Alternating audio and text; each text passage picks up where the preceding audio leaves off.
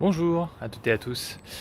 Alors comme d'habitude, la petite vidéo rituelle de débriefing du conseil municipal. Donc cette fois, je vais vous parler de celui qui s'est tenu le 24 mars dernier. Je ne l'ai pas fait tout de suite dans la sortie du conseil comme ça peut m'arriver parce qu'il s'est fini assez tardivement. C'est un conseil qui nous a beaucoup occupés. Pour la simple et bonne raison que c'était le conseil qui devait voter des points très importants, comme notamment le budget pour l'année 2023.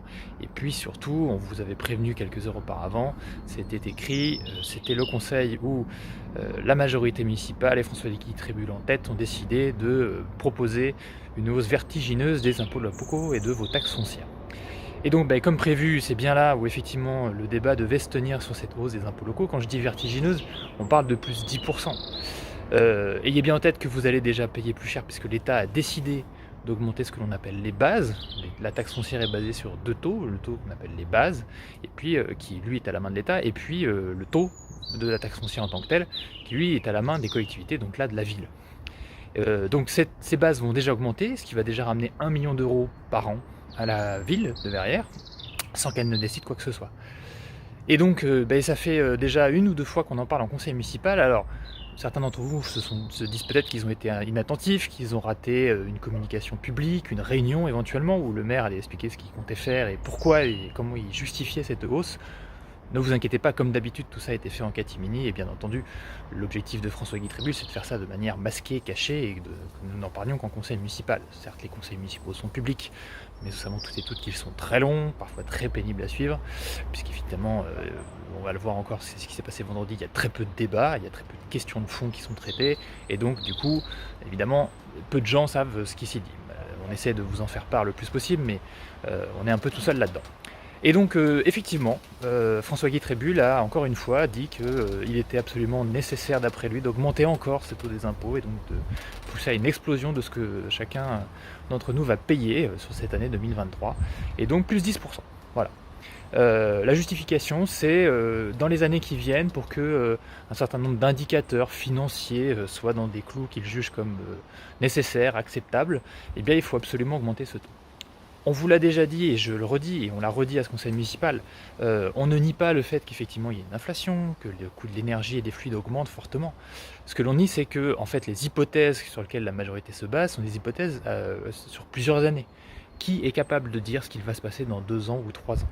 Qui aurait été capable de dire il y a 1 ou 2 ans quelles auraient été la hausse de l'inflation, quels auraient les taux? Je rappelle qu'il y a encore quelques mois, on disait que le coût de l'électricité ou du gaz allait augmenter pour les particuliers de 200-300%. On avait des chiffres complètement farfelus. Certes, elle augmente, et c'est difficile pour tout le monde, mais on n'est pas dans ces chiffres-là. Et donc aujourd'hui, en se basant sur ces chiffres, qui sont comme ça, tirés un peu, parfois qui sont clairs, mais parfois qui sont tirés du chapeau de la majorité, on justifie cette hausse vertigineuse de plus 10% des impôts locaux, qui s'ajoute déjà à la hausse des bases.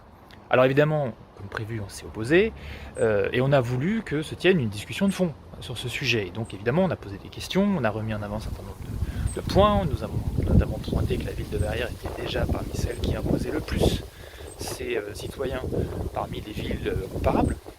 Mais il semblerait que François-Guy Trébul, comme d'habitude, ait voulu faire ça encore une fois de manière un peu cachée, et donc il a voulu clore le débat très très vite, et très très rapidement. C'est lui qui décide qui parle ou qui ne parle pas. Il a voulu passer au point suivant. Donc on a été obligé de suivre ce mouvement, mais par contre sur les points suivants, nous avons décidé d'utiliser les choses différemment, et nous avons déposé de manière très claire et de manière comme on a le droit de le faire, des amendements sur l'ensemble des décisions, et notamment sur l'ensemble des décisions qui concernent les subventions aux associations, puisque je rappelle que une des justifications de la majorité pour augmenter ce taux, c'est de maintenir à peu près le même niveau de service. Ils appellent ça un haut niveau de service. Quiconque se balade dans cette ville jugera à quel point ce niveau de service qu'ils fournissent aux citoyens est si haut que ça. Il suffit de prendre sa voiture, son vélo, d'aller dans les gymnases qui s'écroulent pour se rendre compte que le niveau de service n'est pas si haut. Mais bon, quand bien même ils augmentent le taux, il est juste que c'est pour maintenir ce niveau de service. Mais en fait, du coup, les décisions qui ont suivi dans les minutes, en fait, étaient tout le contraire, c'est-à-dire que toutes les subventions aux associations baissent. Parfois fortement, parfois de manière complètement mécanique, non réfléchie. En tout cas, la hausse des impôts qui devrait permettre à la ville de continuer à financer à la même hauteur l'activité des associations, l'activité des Verriérois, les soutenir dans ces moments difficiles financièrement, puisque c'est aussi difficile pour les Verriérois, et bien dans la seconde qui a suivi, les décisions étaient tout le contraire. Et donc nous avons décidé que chacun des élus de cette assemblée devait prendre ses responsabilités, et donc nous avons déposé des amendements qui très clairement disaient que les subventions aux associations devaient en 2023 être les mêmes qu'en 2022, sauf subventions exceptionnelles supplémentaires. L'ensemble des élus de la majorité ont tous voté contre ce maintien des subventions. Ils ont tous voté explicitement pour la baisse générale des subventions. Nous avons voté contre cette subvention, ces baisses de subventions, parce que nous jugeons qu'effectivement, c'est nécessaire de les soutenir. La hausse des tarifs municipaux a déjà été très importante. La ville a décidé de faire payer des choses qu'elle ne faisait pas payer aux associations. Elle a décidé de faire payer des verrières-rois sur des montants qui sont bien plus élevés que ça n'était jusqu'ici. Donc maintenant, ça suffit. Il faut arrêter, il faut être responsable et équitable, ce que n'est pas la majorité. Donc voilà, l'ensemble des élus de la majorité a décidé de manière très explicite de ne surtout pas maintenir les subventions aux associations, sauf cas particulier, pour une raison que nous n'avons pas réussi à connaître puisque le maire a refusé encore une fois de répondre à nos questions. Ils ont décidé d'augmenter de manière très forte, c'est-à-dire de passer de 23 000 € l'année dernière à 30 000 € cette année, la subvention qui est octroyée à l'école Sophie Barra. On n'a rien contre cette école, bien au contraire, ce qu'on a proposé c'est là aussi de le maintenir au même niveau. La seule chose qu'on ne comprend pas et qu'on a refusé de nous expliquer, c'est pourquoi toutes les associations de la ville voient leurs subventions baisser et que celle-ci est la seule qui augmente. Alors la petite cerise pour le gâteau, pour terminer ce sujet et pour terminer ce conseil, il y a eu un moment où on votait le montant des indemnités des élus. C'est-à-dire que tous les élus touchent, tous les élus de la majorité, bien entendu, vous imaginez bien, touchent une indemnité. Et donc on a poser la question de pourquoi ces indemnités ne bougent pas. On baisse les subventions aux associations de manière générale, on augmente les tarifs municipaux, il pourrait y avoir un effort fait de 5-10%, même quelque chose de tout à fait symbolique vis-à-vis des élus. Eh bien, vous serez surpris ou pas d'ailleurs d'apprendre que dans le monde de François-Guy Trébulle, poser cette question est inadmissible. Il s'est fortement agacé, il a même utilisé le terme de démagogie.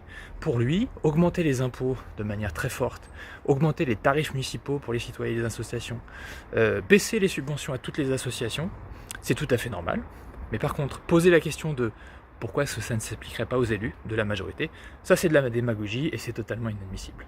Voilà le monde dans lequel François-Guy Trébulle vit. J'imagine que l'équité, l'exemplarité sont des mots qui n'évoquent pas grand-chose pour lui. En tout cas, il considère pour lui que c'est de la démagogie. Voilà, il y a eu d'autres décisions, mais évidemment c'était plutôt celles que je viens de vous citer, les plus importantes. Donc les décisions s'appliquent, puisqu'évidemment la majorité fait ce qu'elle veut, elle a la majorité des voix au conseil municipal, et l'ensemble des élus municipaux ont suivi comme un seul homme les directives de François-Guy Trébulle.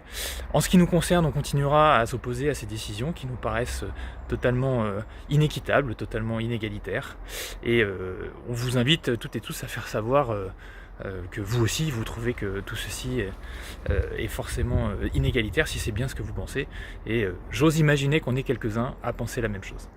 Au revoir.